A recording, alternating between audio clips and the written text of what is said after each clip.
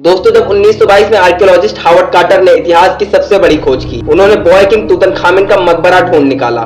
लेकिन मकबरे के मिलने के बाद खुदाई कर रहे लोगों में जो खुशी का माहौल था, वो जल्द ही रहस्य और भय की कहानी में बदल गया, जिसमें एक घातक अभिशाप की कहानी जंगल की आग की तरह फैल गई।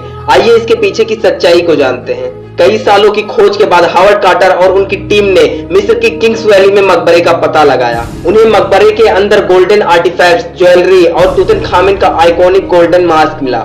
लेकिन मकबरे के खोलने के बाद अजीबोगरीब घटनाएं सामने आने लगी। लॉर्ड कार्नरवॉन, जो इस खोज के फाइनेंशियल सपोर्टर थे, मकबरे के खोले जाने के कुछ हफ्तों बाद इन्फेक्टेड मच्छर के काटने से उनकी अनएक्सपेक्टेड डेथ हो गई। ओवर द ईयर मकबरे की खोज से जुड़े और लोगों की भी रहस्यमयी परिस्थितियों में मृत्यु हो गई, जिससे अफवाहों को और बल मिला।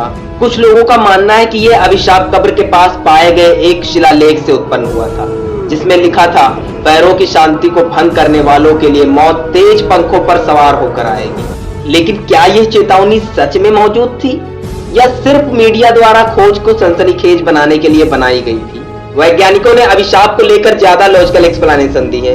उनका कहना है कि प्राचीन कब्रों को अक्सर सदियों तक के लिए सील कर दिया जाता था, जिससे उनके अंदर हानिकारक फफूंद और बैक्टीरिया के पनपने के लिए एकदम सही इन्वायरमेंट बन जाता था।